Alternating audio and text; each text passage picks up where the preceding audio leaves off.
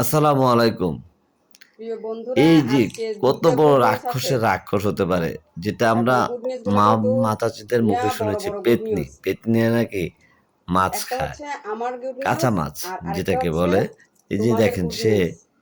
এই যে চিংড়ি মাছটাকে ২ টা গুড কিভাবে নিউজ আছে। করতেছে, ছিলতেছে, প্রথমে ছিলা আমারটা বলি। ছিলা নিয়ে আমারটা হচ্ছে যে সে এই যে দেখো। খেয়া ফেলাইব। দেখেন এটা হচ্ছে কি? এই বলতেছে চিংড়ি মাছের মাছের ভুনা ভু ডিম, নাকি সে ডিম আবার জানি না। টেস্ট করার জন্য সে আমার মুখে দিচ্ছে। দেখেন কত বড় খাচ্চর হইতে পারে সে। মনে হচ্ছে ডিম, কাঁচা মাছ ডিমের কুচুর মতো। সে খায়া ফেলাইতেছে, বলতেছে ডিম এটা। আচ্ছা, গুড এই যে নিউজ তো এখন বলে। আবার আচ্ছা, আমি দেখাচ্ছে এর যে আগে তোমাদেরকে সে জানাচ্ছি যে এটা মরিচ, হচ্ছে এমনকি মরিচের তেঁতুল, গুঁড়ো, লবণ তেঁতুল আর এগুলো দিয়ে লবণ। মিক্সচার করে নিছে। ঠিক আছে? মানে এটাকে তো বলে যে আপনার ওই যে চস বানায় নিছে, এখন খাচ্ছে এটা।